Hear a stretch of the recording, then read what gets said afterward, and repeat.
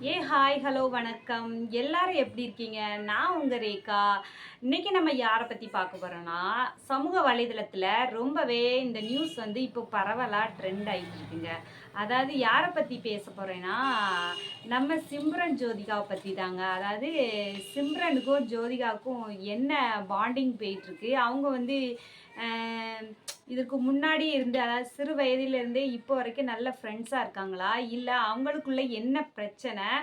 அ அவங்கள பத்தி இப்ப ஒரு புகார் வந்து எழுந்திருக்குங்க. ரொம்பவே அத வந்து ட்ரெண்டா பேசிட்டு இருக்காங்க. அதாவது சிம்ரன வந்து ஆன்டினும், ஜோதிகாவ வந்து டப்பா அப்படின்னு சொல்லி பேசப்படுதுங்க சமூக வலைதளங்கள்ல.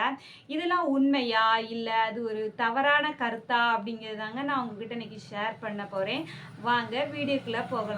அதாவது சிம்ரனை பத்தி நம்ம சொல்லணும்னா நிறைய சொல்லிக்கிட்டே போகலாங்க. அவங்க ஒரு தங்க தேவதை அப்படின்னு தாங்க சொல்லலாம். இந்தியாவுக்கே அவங்க வந்து ஒரு தங்க தேவதைன்னு தாங்க அடைமொழி வச்சிருக்காங்க. அப்படிப்பட்ட பேரழகி தாங்க சிம்ரன்.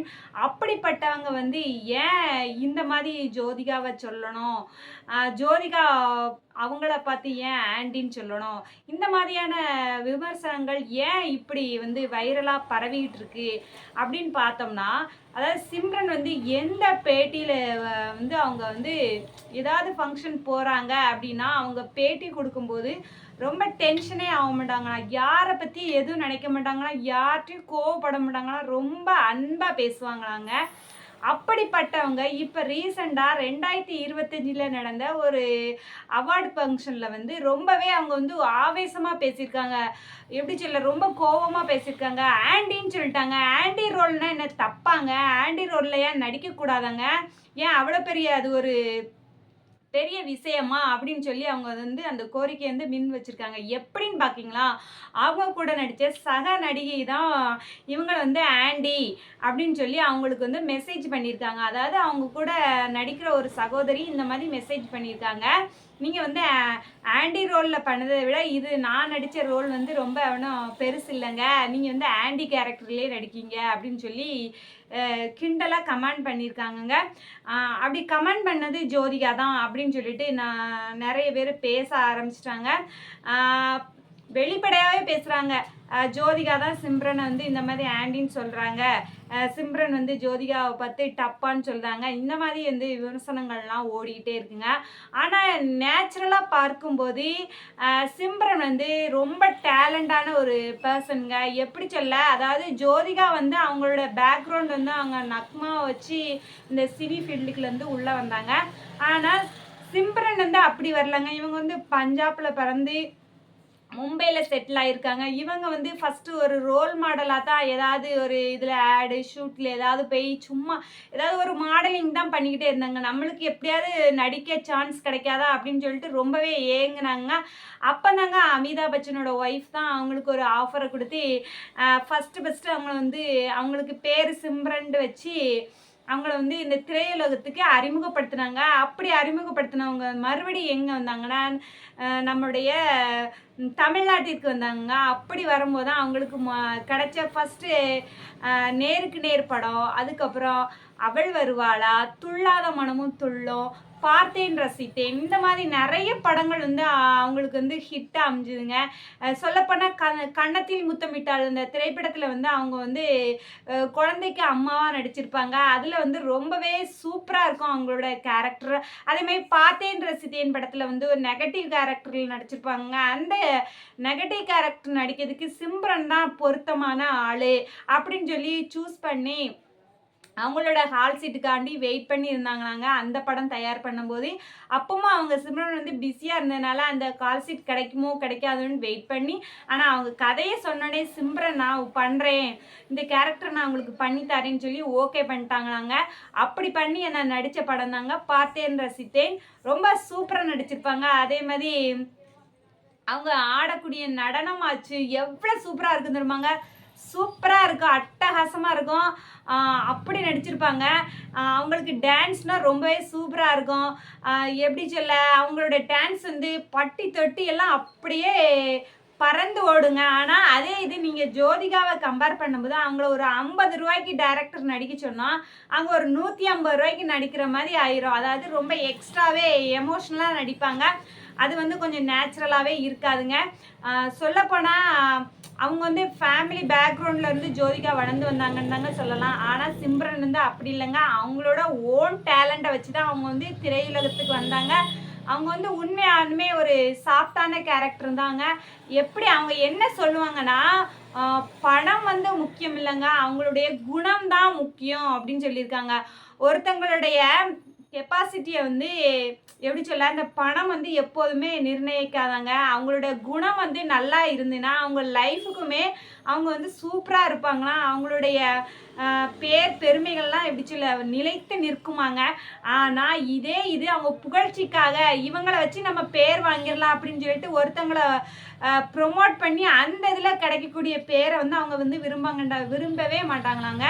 தனக்குன்னு ஒரு தனித்திறமை இருக்கணும், அதை வச்சு நம்ம வந்து முன்னேறி வரணும் அப்படின்னு சொல்லிட்டு தான் எப்போவுமே அவங்க வந்து யோசிப்பாங்களாங்க. சொல்லப்போனால் அவங்க வந்து ஒரு நல்ல பெண்மணினே சொல்லலாம். அதே மாதிரி ஜோதிகாவுமே எப்படி சொல்ல சிம்ரன் பற்றி குறைச்சி சொல்லலைங்க. ஏன்னா சிம்ரனை வந்து ஜோதிகாவோட அம்மாவுக்கு ரொம்பவே பிடிக்குமாங்க. அவங்க வீட்டில் பேசும்போதெல்லாம் எப்படி சொல்லுவாங்கன்னா, நீ வந்து சிம்ரனே மாதிரி டான்ஸ் ஆட, அவங்களுடைய உடம்பை பாரு எப்படி அழகாக வச்சுருக்காங்க, நல்லா டான்ஸ் பண்ணாங்க, நல்லா மெயின்டைன் பண்ணுறாங்க, நீ அவங்கள ஒரு ரோல் மாடலாக எடுத்துக்கோயேன் அப்படின்னு சொல்லி அவங்க அம்மா வந்து ஜோதிகாட்ட சொல்லுவாங்கன்னா, நீ வந்து சிம்ரனை ரோல் மாடலாக எடுத்துக்கோங்க அப்படின்ட்டு. சொல்லப்போனால் அவங்களுக்குள்ள பாண்டிங் நல்லா தான் இருந்திருக்கு. அதாவது ஓரளவுக்கு அவங்க சினிமாவில் நடிக்கும்போது நல்லாவே அவங்களுக்கு பாண்டிங் இருந்திருக்கு.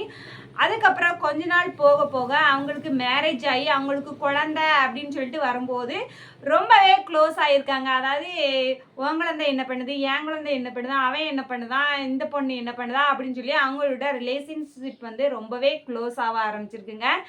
இப்படி போயிட்டு இருக்க நிலைமையில சூர்யா ஜோதிகா ஓட நடிப்புமே சூப்பரான்னு தான் சொல்லலாம். ஆனால் சிம்ரனை கம்பேர் பண்ணும்போது ஜோதிகா வந்து கொஞ்சம் கம்மி தாங்க. ஏன்னா இவங்க திரையுலகத்தில் உள்ள மற்றவங்கள வச்சு தான் இந்த திரையுலகத்துக்கு வந்து வந்தாங்க. அவங்களுக்கு பேக்ரவுண்ட் வந்து இருந்தது. ஆனால் சிம்ரனுக்கு வந்து அப்படி இல்லைங்க. அவங்களோட ஓன் திறமையால் தான் இந்த சினிமா உலகத்தில் வந்து கால் பதிச்சிருக்காங்கங்க.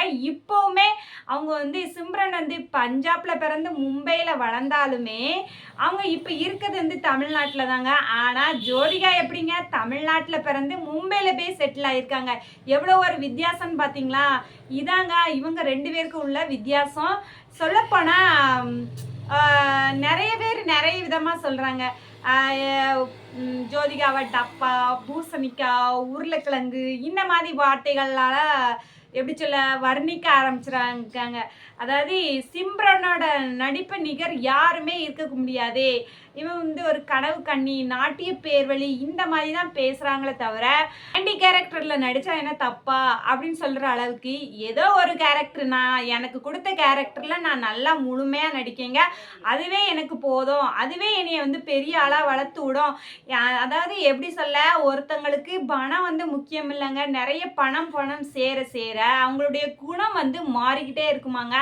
ஆனால் சிம்ரனை பொறுத்த வரைக்கும் எவ்வளோ பணம் சேர்ந்தாலும் அவங்களோட குணம் வந்து மாறவே மாறாதுங்க. எப்போதும் ஒரே மாதிரி தாங்க இருக்கும். அதுக்காண்டி ஜோதிகாவே நம்ம குறைச்சி சொல்ல முடியாது.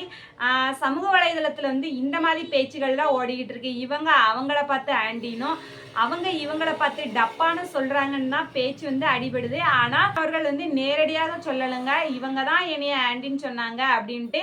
அதே மாதிரி ஜோதிகாவும் இவங்களை வந்து எப்படி சொல்ல, இவங்க ஆன்டி கேரக்டரில் நடிக்காங்கன்னு அவங்களும் சொல்லலை. சொல்லப்போனால் 2 பேரில் யார் சொன்னாங்க, ஒருவேளை 2 பேருமே சொல்லாமல் இருந்திருக்கலாம். இடையில உள்ள நபர்களால் இந்த பிரச்சனை கூட ஏற்பட்டிருக்கலாங்க. இதுலேருந்து என்ன தெரியுதுன்னா, ஒரு கண்டென்ட் கிடச்சிட்டுனா மக்கள் அதை வச்சு பேச ஆரம்பிச்சிருவாங்க. பேச ஆரம்பிக்கிறாங்களோ இல்லையோ அதை வச்சு ஒரு 100 தடவை பேசி கிழிச்சு எடுத்துருதாங்கங்க.